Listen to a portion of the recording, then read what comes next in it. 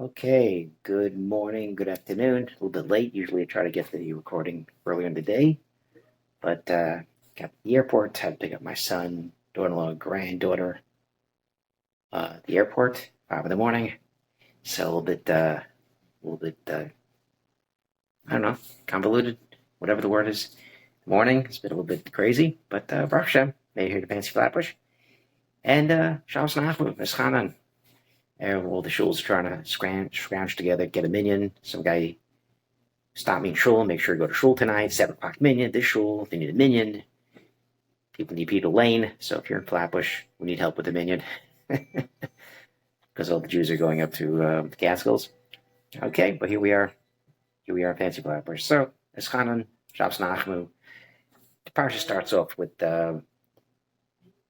one of the failures.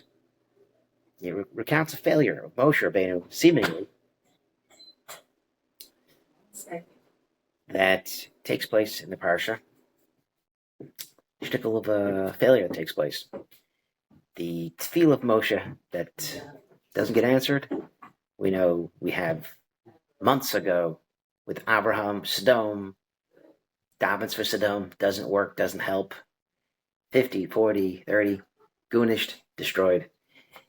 Okay, so we learn a lot of things from that. We learn a lot of things, talks about the chesed of Abraham, the people are so bad. Okay, there's lessons to learn. What do we get from this parsha? What's the importance of using vaeschanan al Hashem, Vaisahi, Hashem elokim, chilosa, the goodness, but it doesn't happen. It doesn't happen. The greatness that the chesed that Hashem does for Moshe, this whole life, saving him, give the Torah is given through him, teaching Torah. But go to Yisrael, that's the one tefillah. Moshe is able to save the people from the Egel and Shlach, Meraglim, time and time again, Kirsataiva, Amalek, all these things. But the one thing that Moshe wanted for himself, the only one thing, Eretz Yisrael doesn't happen. So Moshe talks about this. Val Hashem, Beisahi, Lamar. What's this? What's going on here? Why are we talking about this? No's no. What's the purpose of this? So the Mar Shemesh has a really interesting take.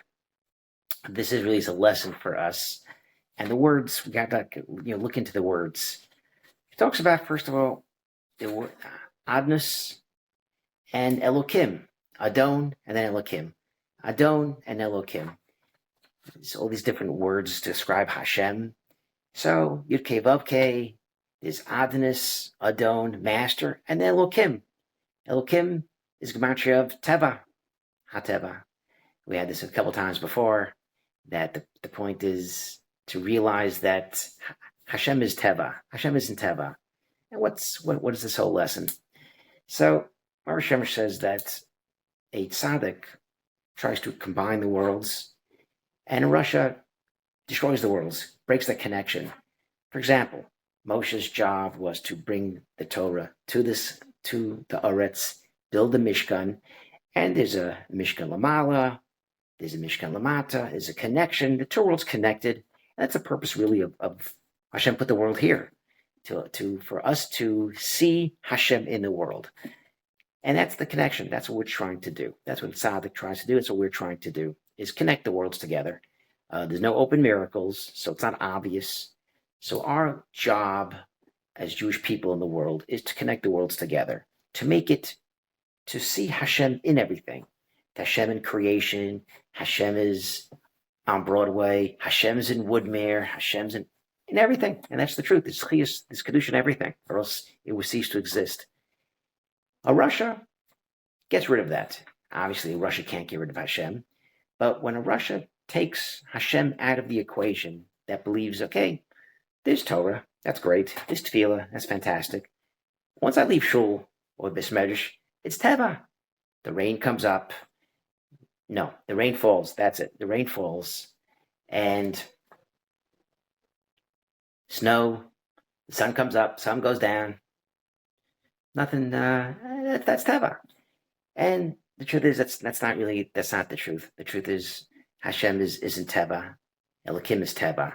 And how do we see this? This Gemara, Shimon Shetach, and Tainus says because of the sins, we see teva, we see regular things, as opposed to when there's no averos. He says, without averos, the grains of the wheat are huge, the barley is huge, it only rains twice a week. Without averos, teva is different. Hashem creates teva. Hashem makes teva roll. Tsunami in Thailand, oh, it's teva. No, Hashem put that there. There's an earthquake in Jersey last week.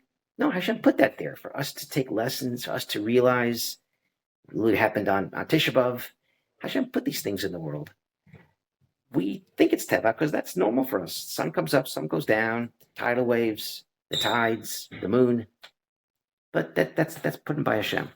And that's the job of Hashem elokim. So Moshe's saying, Hashem elokim. Hashem is elokim. Adnos, that's elokim.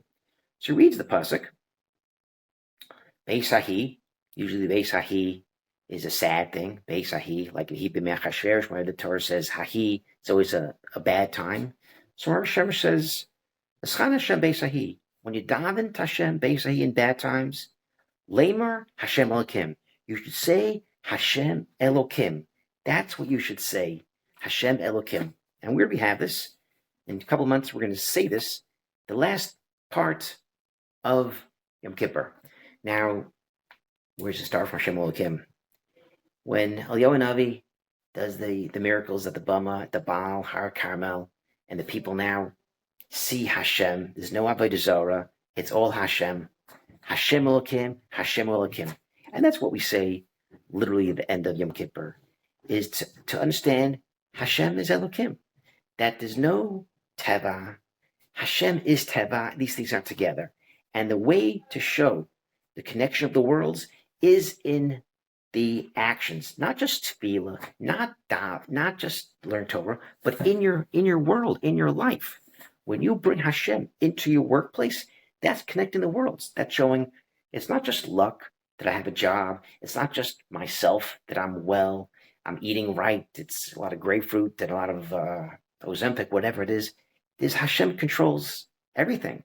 And when I believe that and I put Hashem into my work, into my daily jobs, that is the role of a tzaddik. That's putting Hashem and Elokim together, which is why the Gemara has stories of, I saw Eliyahu B'Shuka, Ika B'Shuka. I was walking to our Tinus, Marzutra sees Ika, I see Eliyahu in the shuk. A little shocking. Think about it. When the time a tzaddik sees somebody, Eliyahu will be in the Beis Medrash. Okay, in the churba, when there's no one around, I see Eliyahu Navi. No, in the marketplace, because that's the place where you can literally reach high levels. It's, I don't know, easy, but it's more conducive to find Hashem in the Beis Medrash. But it takes a real person, about Kishron, to now go to work and believe Hashem is on the train. Hashem is making you on time. Hashem is helping your paycheck. That's the real connection of the two worlds. That's why they saw Eliyahu Navi B'Shuka in the shuk. And I believe this is also why we say Hashem Elokim right at the end of Yom Kippur. That's the time when we leave our Kedusha, we leave Yom Kippur. 10 days, it's tshuva, it's davening, it's kapara, and then we leave, go to our sukkah, we're building things, we go Chag Asif, we're going back to work. And the point is, Hashem Elokim, remember that lesson. The last thing you take out of Yom Kippur is not just to think of Hashem as just in the Beis Medrash and Shul. Hashem Elokim, Hashem is Teva. And that's the lesson Moshe Shemesh says. When the Esahi, when times are bad, Lamar Hashem Elokim. Say Hashem is Elokim and connect the worlds together. Shabbat Shalom.